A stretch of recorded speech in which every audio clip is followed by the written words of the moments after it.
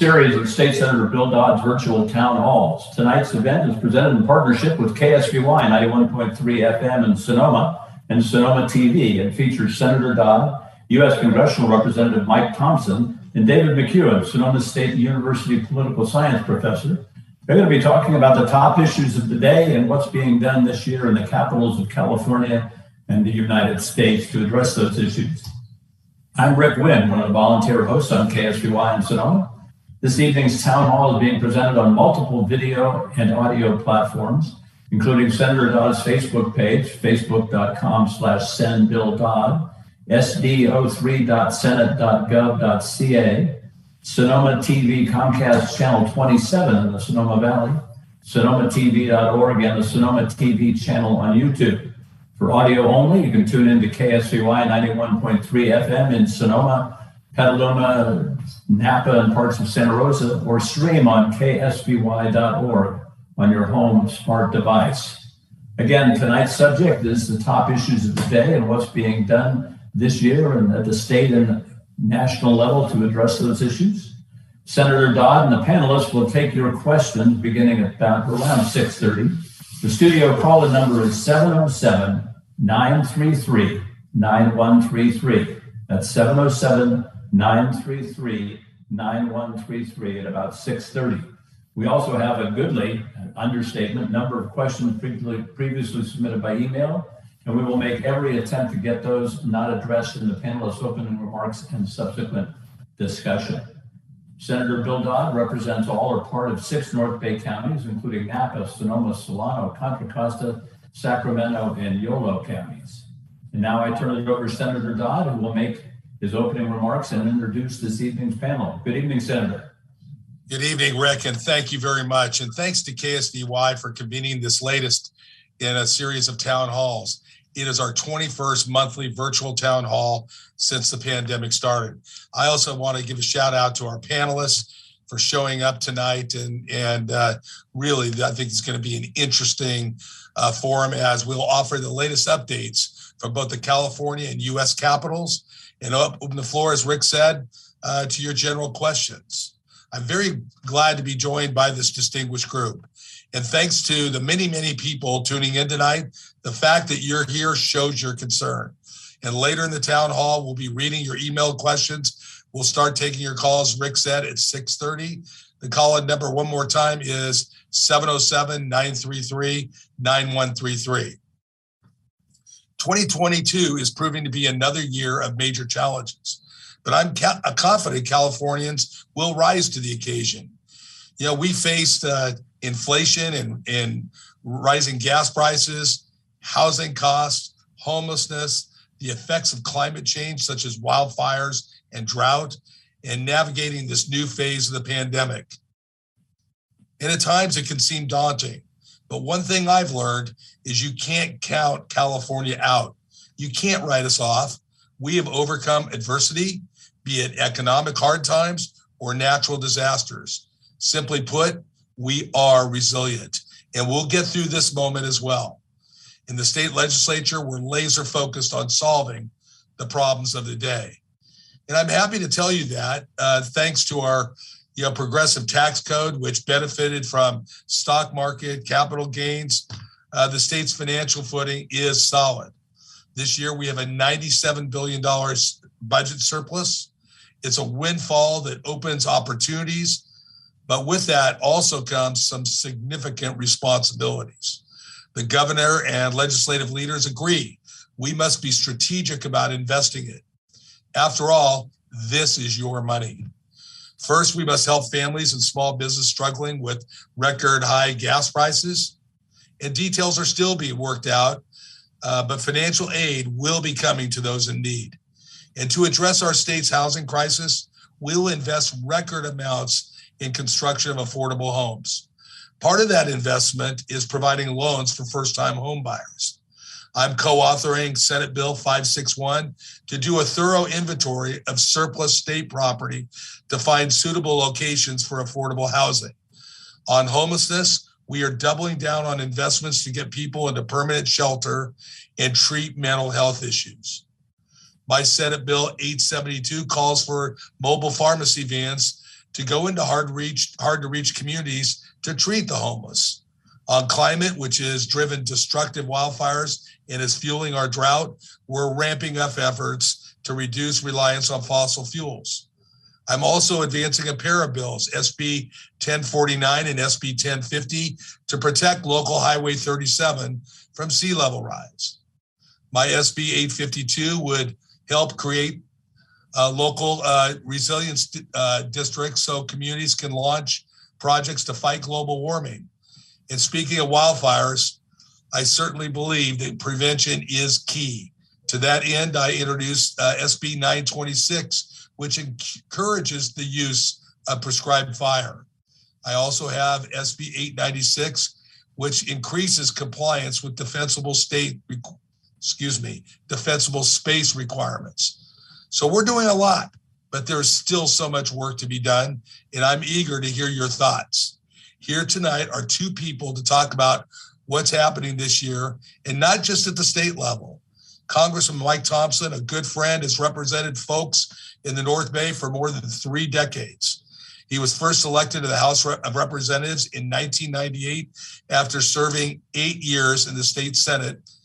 And during his time, Mike has been a real champion for working people and small business owners, a real partner for us in Sacramento. On so many fronts, his service to our country has been critical. He's been a voice of fiscal responsibility and has supported a strong national defense.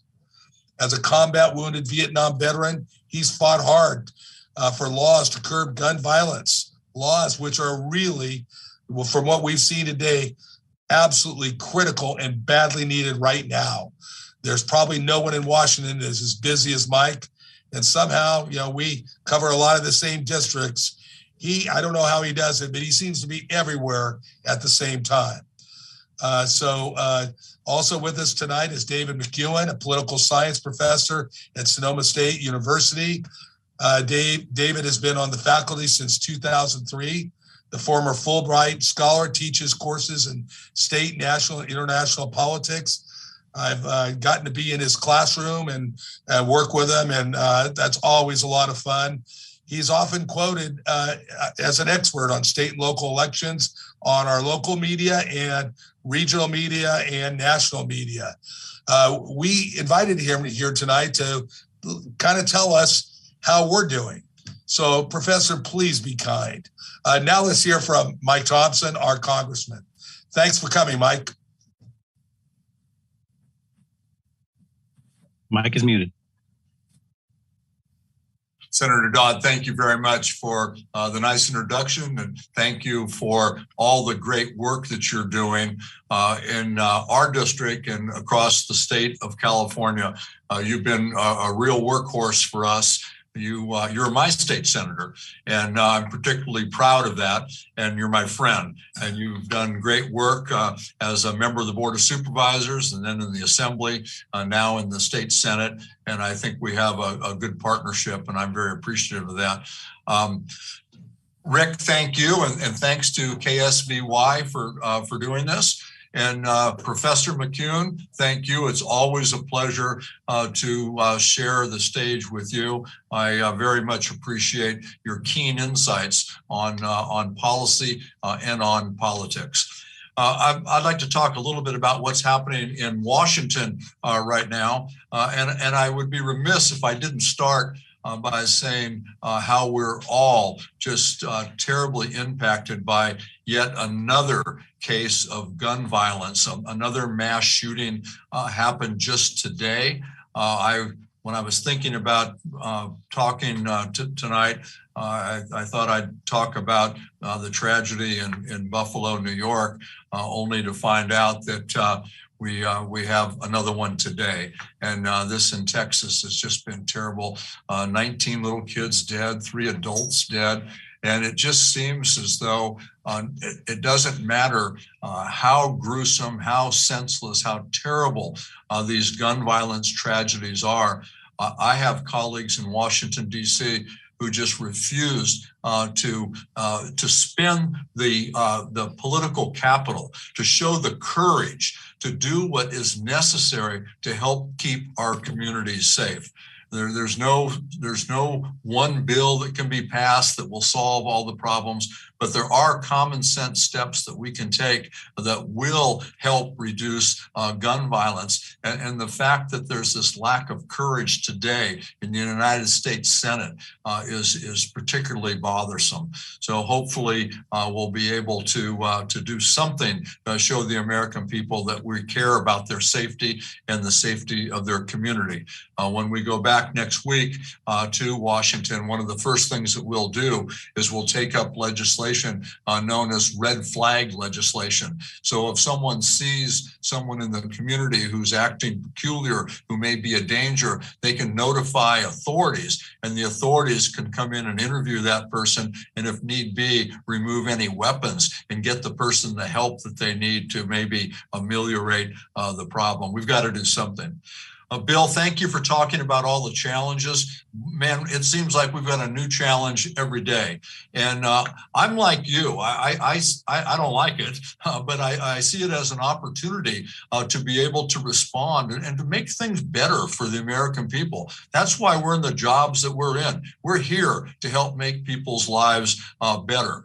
And boy, we have had some challenges. And we probably start with the global pandemic that's hit our country hard. I think Congress responded well. We passed a number of pieces of legislation that did everything from increasing the availability of tests, getting vaccines in people's arms. We got schools open and cleaned up and got the schools the resources they need to keep the classrooms open. We helped keep first responders on the job, kept people in their homes, kept businesses open, made sure that employees had resources in their pocket during this time.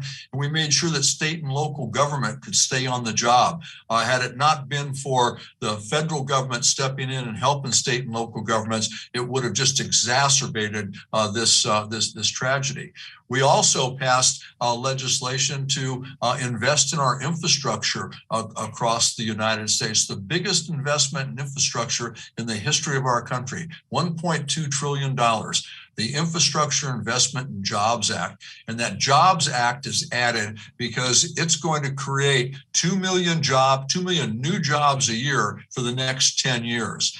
And this is an investment in not just roads, bridges, and highways. This is in fire prevention, in improving our electrical grid, in cleaning up and enhancing our water delivery system, and investments in electric vehicle charging systems across the state so we can reduce our carbon footprint, which, as Bill mentioned, is a big contributor to the climate change that plagues us today. And that bill also provides California with at least $100 million to expand broadband, something that's important for children learning, for seniors getting health care through telehealth, and for businesses and entrepreneurs to grow their business and benefit and create more opportunities for California. And as I said, it's a challenge around every corner. Had we had this meeting, a month and a half ago, it would have been, I would bet no one would have said, well, Putin's going to invade Ukraine. But sure enough, Putin invaded Ukraine. And it's an illegal attack on a democracy. And an attack on democracy anywhere is an attack on democracy everywhere. We need to understand that. And this one has been particularly challenging because not only are the people in Ukraine being butchered and slaughtered, but it's impacting all of us. We're seeing it in higher food prices and disruption in the food chain. We're going to see it as the fertilizer for our West Coast agricultural areas are impacted.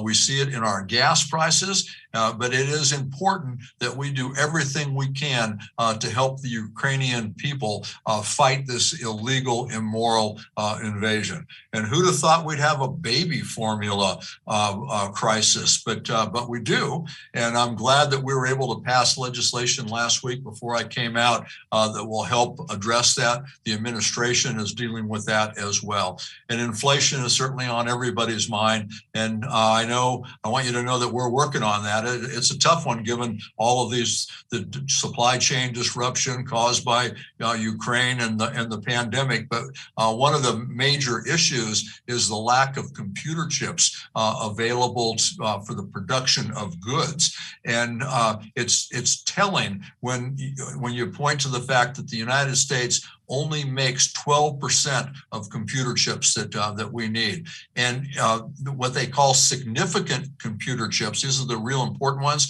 the United States makes none. So we have to do something, and I think the Competes Act that we're about to pass in Congress will help that a lot. And then, who'd have thought that the Supreme Court would have come up with their attack on a woman's right to reproductive health care? And it's just one challenge after another. It's pretty clear in my view that reproductive rights is something that should be left up to the woman in consultation with her family, her faith, and her doctor. And politicians don't need to be sticking their nose into this business. So hopefully we'll be able to take the Roe v. Wade Supreme Court decision, which has been the law of the land for almost 50 years, and put that into statute so it is still the law of the land. So we got a lot going on, and I couldn't think of a better team to work on this with than Bill and folks in our district with the guidance of David. And I look forward to hearing the questions that your viewers will have. So thank you very, very much. Thanks so much, Congressman. Really appreciate you being here. Now, David McEwen, you're on. Thank you. Good evening, everyone, and thank you for joining us. Thank you for your questions in advance as well. These are both challenging times and exciting times all at once. And as you know, both Senator Dodd and Congressman Thompson have led the charge on many issues and these challenging times. And yet voters are, what we're seeing from polling data, what we've seen from a variety of inputs, so voters are fatigued. And those of you that are here tonight, again, thank you. But we also know that these are challenging times for you and your families.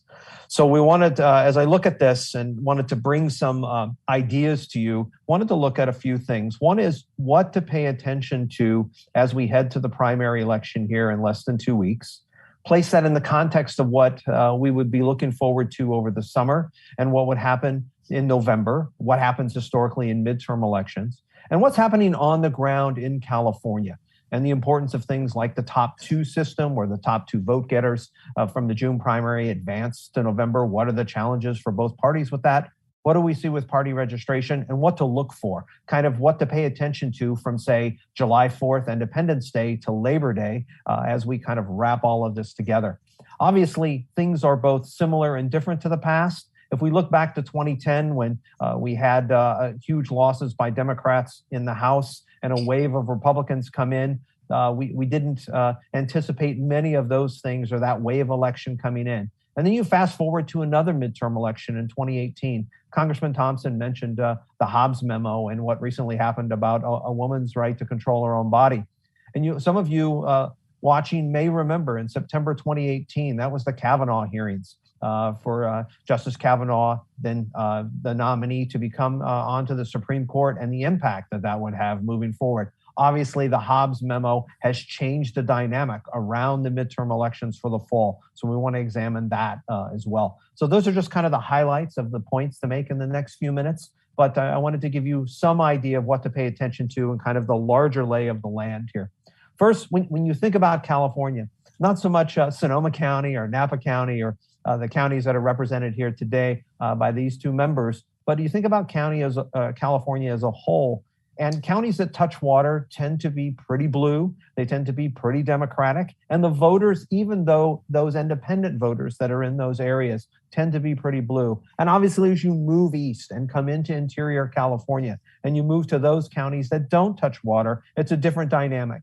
And you see that dynamic playing out, for example, in Congressional District 3 or Congressional District 4, districts that where nominally Donald Trump might play, for example, with Assemblymember Kevin Kiley running for Congress, or in the district represented by Tom McClintock. So there are these vast differences within California, within a state that has a high number of voters. And even though the state is overwhelmingly Democratic, right? Remember that just about 1 in 2 California voters, just less than 50%, are registered as a Democrat.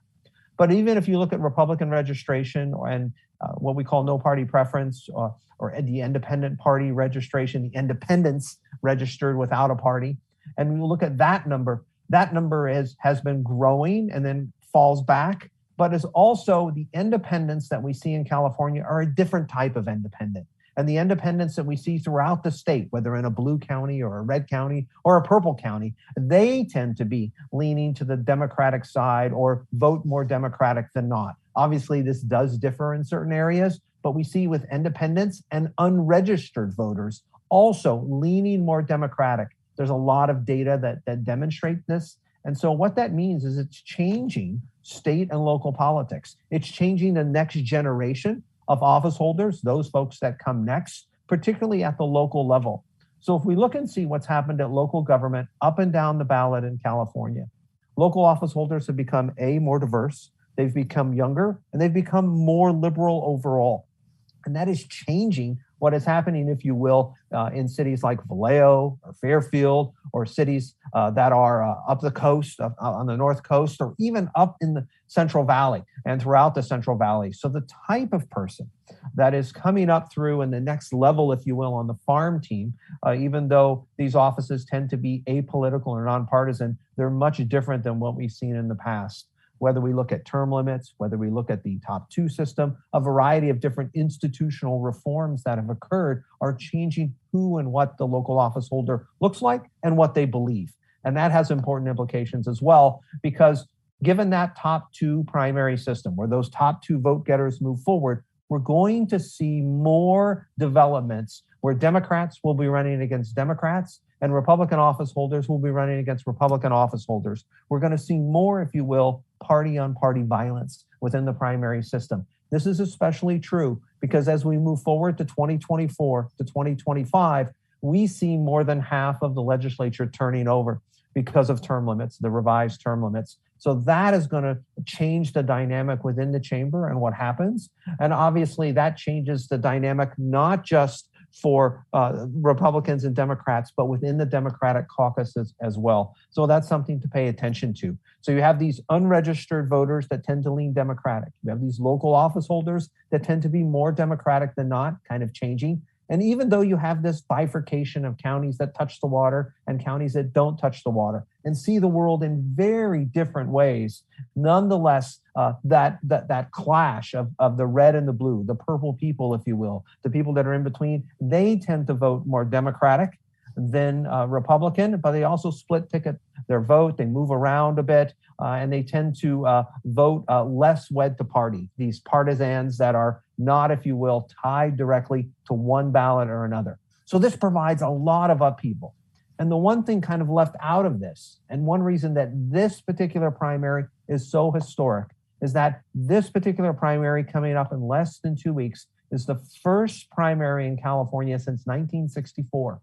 Since 1964, where there isn't a ballot proposition on the ballot referred by the legislature. And ballot measure politics are a big deal in California. And the November election is going to be a really big deal in terms of what is happening on ballot measures and the ballot measure battles that go on there. These are the second most expensive elections in the world. They tend to involve hundreds of millions of dollars of campaign spending and tend to be, if you will, gargantuan or big battles. Now, the legislature has taken some of those things off the table most recently, and there will still be an opportunity to look at additional battles before we go nuclear, if you will, with all of this spending that's slated to happen later this fall to inundate the airwaves and your mailboxes. So this is to just kind of give you a big lay of the land of what's happening. Now think about what happens in midterm elections. And midterm elections, national midterm elections, tend to be a referendum on the party in power.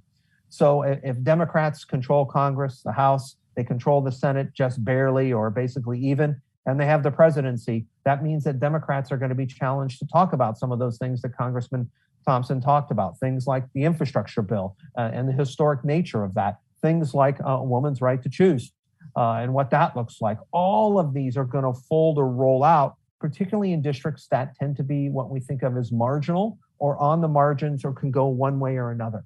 And there aren't a lot of marginal districts in the United States, and there aren't a lot of them in California. But there are 2 or 3 particular congressional districts where the districts, for example, may be represented by a Republican and maybe slightly Democratic, or they may have gone slightly Democratic in terms of their presidential vote in that particular county. And these marginal districts, meaning they could go one way or another, there aren't a lot of them, but they tend to become magnetic in terms of attention and dollars and what we pay attention to in those particular districts and the winds of change that are with Mike Garcia down south, or David Valadao or Michelle Steele. These are only 3 of these districts in California. But you look at these districts, and these are districts that Joe Biden won by, say, 3, 4, 5 points. And the person representing that district is going to receive a lot of outside money. The voters there are going to be inundated with a lot of attention. And those 3 districts are going to be hugely important for what's going on in terms of the midterm election fortunes of Democrats nationally. And when we look at what has happened nationally in midterm elections, that in-party tends to suffer losses. You want to pay attention to 2 particular things that come out at the end of June and influence kind of, you think of that July 4th to Labor Day factor. What is the president's approval rate and what's the condition of the economy? We think that in that summertime period, June, July, or so forth, that's when voters kind of cement their view of the party in power and and their pocketbook situation. They look at kind of the future, they look at the past, they assess their pocketbook and their opportunities there, and then decide from there how they're going to vote in the midterm election. And then they take a Labor Day test. They put their finger up and they test their basic impressions from that Independence Day test to Labor Day test and see which way they're going to move forward. All of that happening in kind of, if you will, these very turbulent, difficult times. And there's always events that overtake these models. So the average midterm loss that occurs for the party in power can be blunted by some of these events. So you're talking about, for example, the expansion or change of the war in Ukraine based upon what Vladimir Putin decides to do. What happens in terms of things like the Supreme Court weighing in with that Hobbs draft to overturn Roe v. Wade. Or in 2018, it was the Kavanaugh decision. But it also, sadly, in 2018 was a series of school shootings and mass shootings that we had back then. So gun violence, for example, particularly in high schools or in schools, like we saw tragically today, all of that can influence the dynamic around midterm elections. The final point I want to raise is what that means is it's all about turnout, turnout, turnout. And there are different levels or different types of voters that turn out. And we know this in terms of traditional Democratic constituencies and traditional Republican constituencies. Traditional Republican constituencies, right, tend to be older. They tend to be regular voters. They tend to be more traditional voters in terms of being traditionally white, older voters. And Democratic constituencies with this great dramatic upheaval and change in demographics that we see, like in those purple counties, like throughout California and throughout the country, tend to be what we call emerging electorates, or what I call the rising American electorate, the RAE. The rising American electorate tends to be more urban, tends to be younger, just much more diverse, and voting hasn't become a habit for them. And so those younger emerging voters, and they're just newer to the act of voting, become hugely influential for the winds of change. They're obviously affected by healthcare, by what's happening in the home, and by gas prices. They're particularly pocketbook sensitive. They're in college, but maybe they haven't graduated from college, and they're particularly interested, again, in things like student loans and student loan repayment. All of these issues come to the fore and make that kind of assessment of what to do between Independence Day and Labor Day for voters. Then they make an assessment and move forward either with reward or penalty in that midterm election period. So as we come out of the primary here in less than 2 weeks, pay attention to who those top 2 people are that come out and kind of what the difference is in percentage between the person who comes in second and the person who comes in third. And then think about presidential popularity, state of the pocketbook, condition of the economy between Independence Day and Labor Day as voters are making those choices. And also think about all those people on the sidelines who didn't show up to vote, for example, in 2016. In 2016, there were 93 million eligible voters who didn't show up to vote because the presidential election was so negative. They stood on the sidelines, and we all know what happened after that particular election. So remember, it's important to pay attention to what's going on, to assess this, but also at the same time, understand that it's not just you yourself who gets out to vote, but you bring others with you as well. Thank you again for joining us, and it's a pleasure to be with you. Thanks a lot, David. Now it's time to hear what all of you think. Rick, it's all yours. Thank you. It's all mine to pass back to you. We've had a number of questions. We have a couple of callers on, but I want to ask the first question because it affected, I think both Congressman Thompson and you, Senator Dodd, have something to say about this.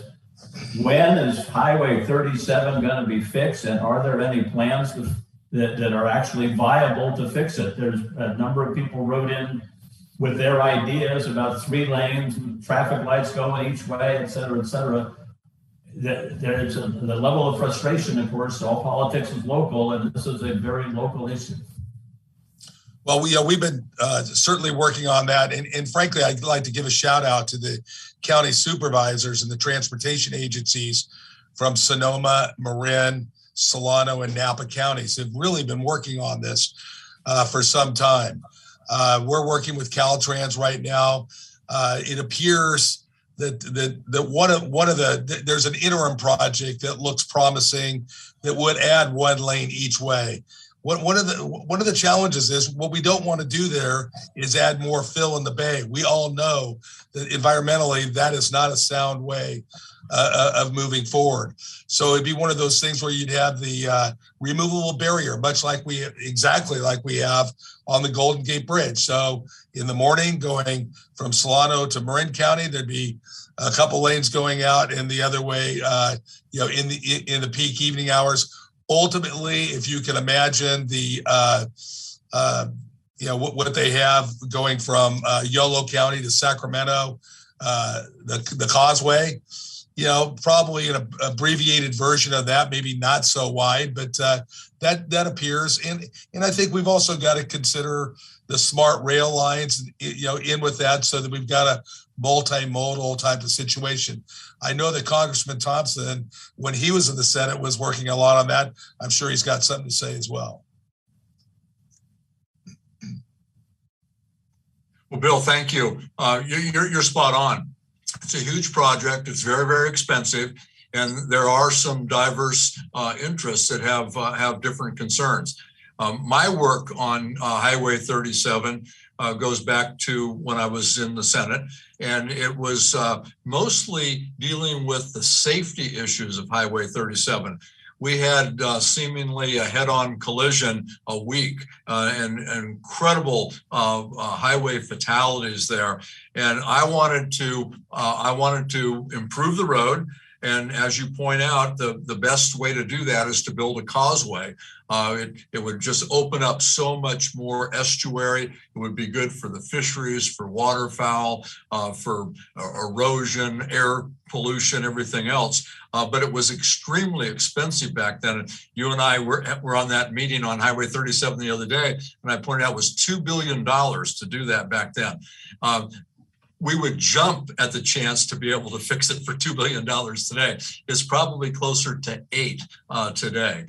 So the compromise that I was able to get was that K-rail down the middle of Highway 37, which, as you know, there hasn't been a head-on collision since that went in. But the road is a problem. It's insufficient for the amount of traffic that goes there. It creates all kinds of traffic problems, all kinds of pollution problems. And because of climate change and subsequent rise in sea level, there's 5 different spots on Highway 37 that are going to be underwater in the next few years. So as we talked at our meeting the other day, we need to start addressing it. I don't think we get the $8 billion fix, although that's what we need. We need to incorporate rail. We need to minimize the fill in the bay, as you stated. There may be some way to do it piecemeal where we could get the appropriate type of fix in those areas that are set to go underwater. But there is no doubt that everybody is focused on how we fix this. And you were right to point out the good work that supervisors are doing and the different transportation agencies. Every time I put in a request for transportation funding, Highway 37 is in that. And in my new district, Highway 37 won't be in that new district, but it will still be a priority of mine. And I will continue to work with you, Bill, and the other players who are committed to getting this thing fixed. Thank you, Congressman. We have John calling in from Fairfield. John, you have a question about making it more difficult for sex offenders. Yes, hi. Can you guys hear me okay? Sure can. Okay, hey, thanks for taking my call. I was wondering what you guys are doing on a state and federal level to give cities more power to restrict the dangerous practice of putting pedophiles close to high traffic areas of children, and what we as citizens in a city can do when we feel helpless to protect children and help these parolees get what help they require. Well, look at from my vantage point, none of these guys are getting out that are a danger to society. They've served their time and they've been medically evaluated, but that certainly doesn't. And I think what's happens, and look, this has happened in the communities that I represent, and I'm on the phone with people and they are very, very concerned. They do have restrictions around schools or any place that the kids, are there. But at the end of the day, if they've done their time and everything, they've got to be able to live somewhere. And they're also supervised very, very heavily and have reporting requirements. And I know for a lot of people, that's not enough. I would be interested in seeing some data, and I have not worked on this issue specifically. And I think I will have my staff get me that data so I can be more clear the next time I talk on this, that just to kind of see what the evidence shows in terms of recidivism for those sex offenders when they come back into our communities.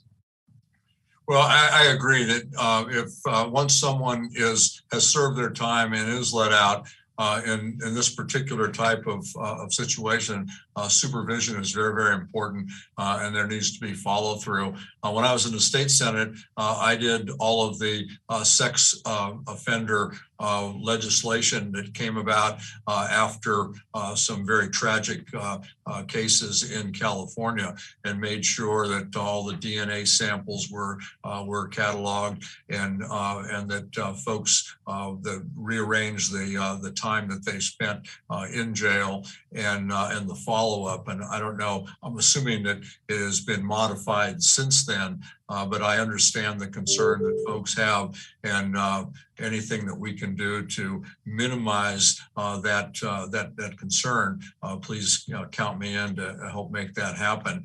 But bottom line, the supervision has to be there.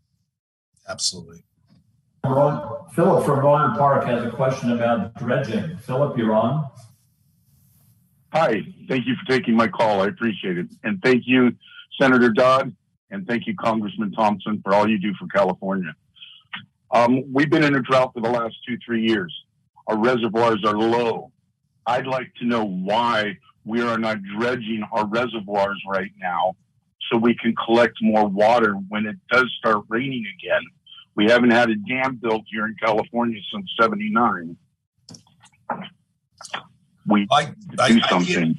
I can't speak to the dredging of the reservoirs. I don't have any specifics on that, but I can tell you and others some really good news. The governor and the commission, the Water Commission that we all had, SB, I think was David, SB 1, maybe back in 2014, 13, something that in that area. And you're right, we haven't built one dam in that time. This is a Sites Reservoir. We've invested $1 billion in that. So I really believe that that's going to get done. That's going to get done. We're not going to invest $1 billion in a project that won't get done. And that's something that I think the governor at his State of the State made very clear that we're going to get that project done. So, but there are other initiatives on the forefront there for the Water Commission, like raising certain dams. I don't think Shasta makes a lot of sense from what I understand, but down New Maloney's, or there's other dams around the state of California where that might make more sense.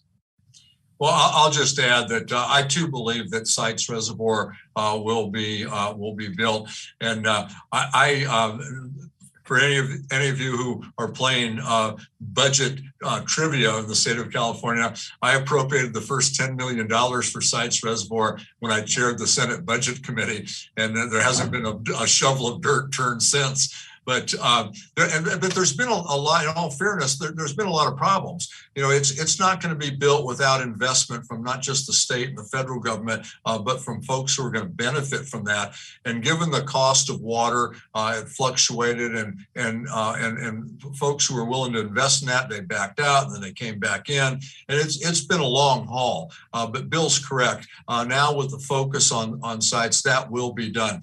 And Bill, I was interested in what you just said about raising Shasta. I had a discussion last night with a group of people, and I said, listen, I don't believe Shasta will ever be raised. And there's some legitimate reasons for it. If you raise Shasta Dam, there's two things that have to happen, and there is not enough money in the world to make it happen. One, you have to realign the highway, and two, you have to realign the rail lines. And that would be so expensive. It's just cost prohibitive. But Los Vaqueros Reservoir, that's a prime candidate for increasing the capacity. And then there's some other things that we need to do that kind of get the short shift.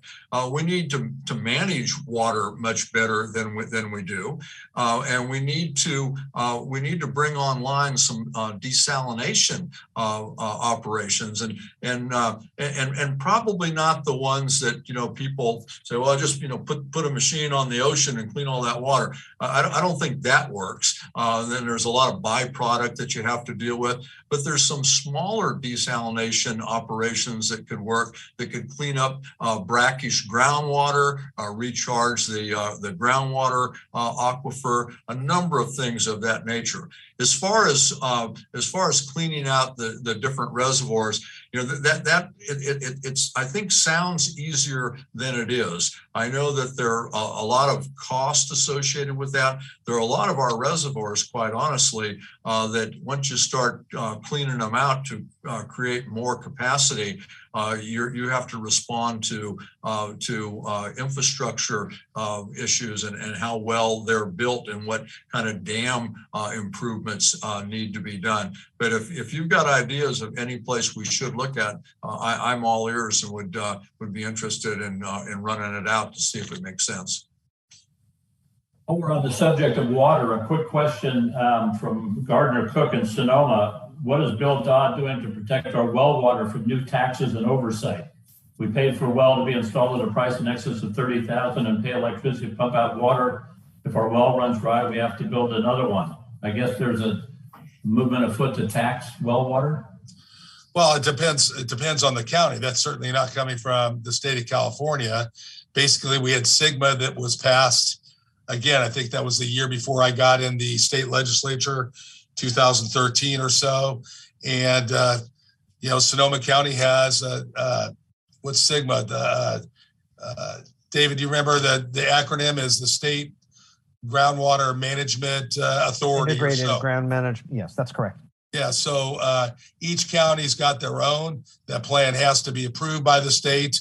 I think there's certainly some recoverable costs that need to happen. And, at the end of the day, what I really believe is a lot of the North Bay counties have just done such a dynamic job and agriculture's done a good job as well as not overtaxing their groundwater, where you get to the Central Valley and it's kind of been a train wreck, candidly. And with subsidence of the the land and everything else that comes along with it. So if there is an overtaxed groundwater basin, it is in everybody's best interest that is adjudicated properly. David, do you have anything there?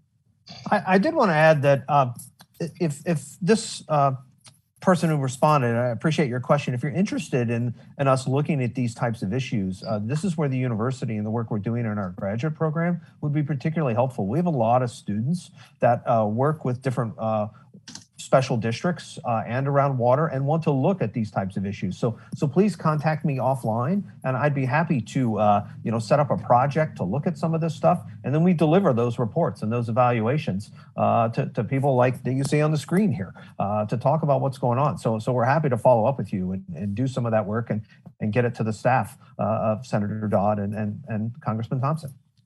Similar question. I don't have a name on this one. The PUC is proposing a monthly tax on owners of rooftop solar. Again, what's your view on this issue? Yeah, I've been very outspoken on that. I think that's dangerous. I understand what the PUC is trying to do, but I think we need to be doing everything possible to encourage more people to install solar, not pricing them out of the industry, out of the market. I've sent letters to the PUC, the CPUC, and there's been a number of us from California, my colleagues, that have signed on to that letter that I sent. I think there's 20 or so members. Now, understood that there are issues, and that should be addressed. But just coming out of the gate and saying we're going to impose this tax on folks who have taken the initiative to try and help reduce our carbon footprint, move towards renewable energy, I think is a mistake.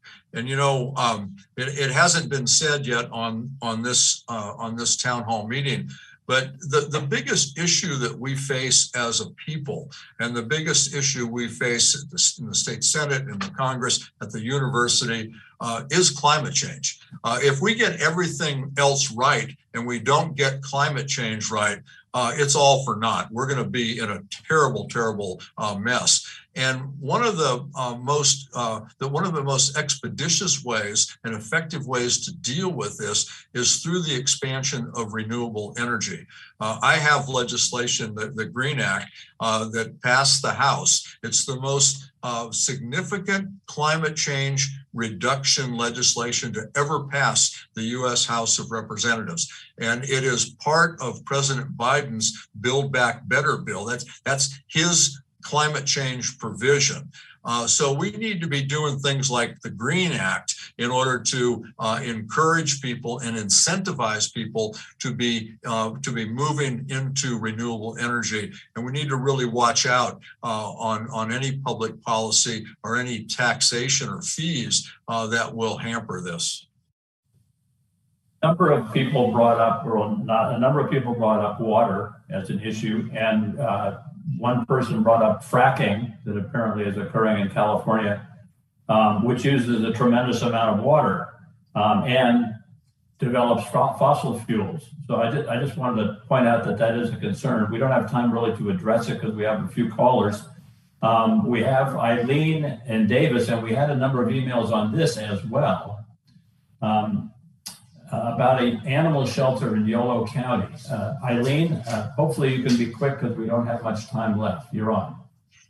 Okay. Yes, this is for Congressman Mike Thompson, and we had the serious problem in Yolo County for years. We've been advocating for a new animal shelter. It's been kicked to the curb over and over again, and we're in a crisis situation where there is not even neutering done for low cost. So it's affecting the animal population. So what would you do to help us with making sure we get this new animal shelter?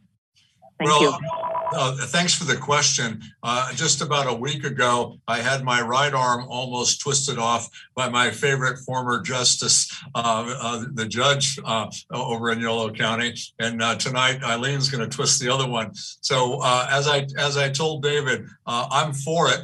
And Davis will be part of my district after this next election, and I will make it a priority. And as I told David, I will put in for funding options for that facility.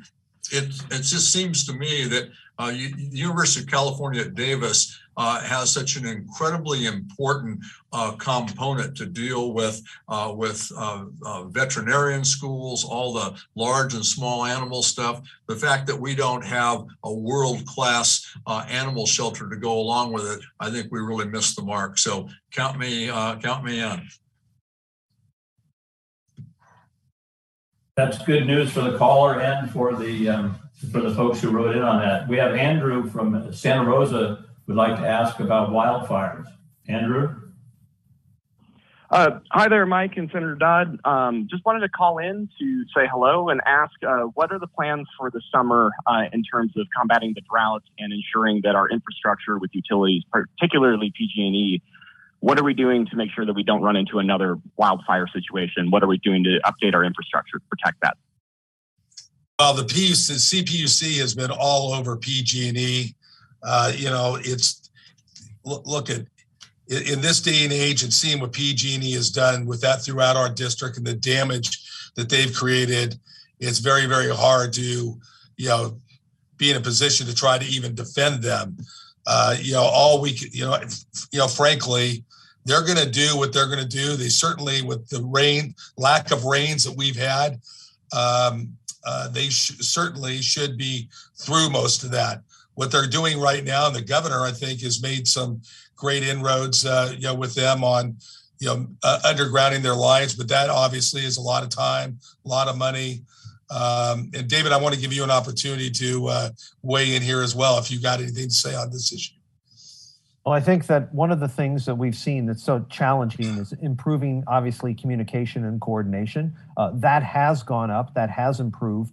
And some components there of working with PG&E to improve that coordination and communication. Santa Rosa has certainly done this in terms of what they're working on, not just with public safety, but throughout their governmental agencies. But if we look just, for example, here in Sonoma Valley and what we need to do to improve that in terms of coordination and communication beyond the governmental sector, but with, for example, the utilities, with PG&E, with water, with all of our services, I think that would go a long way as well, Andrew, to improving and setting forth some models. I think just broadly, one thing that is important with all of these questions that we've seen so far is we've lost kind of this momentum of experimentation, of the ability to try things. That's not one size fits all. I think that's certainly both of these office holders appreciate that. So doing more of that experimentation to see what works in one locality versus another would be important when we look at the counties that are involved and also throughout California.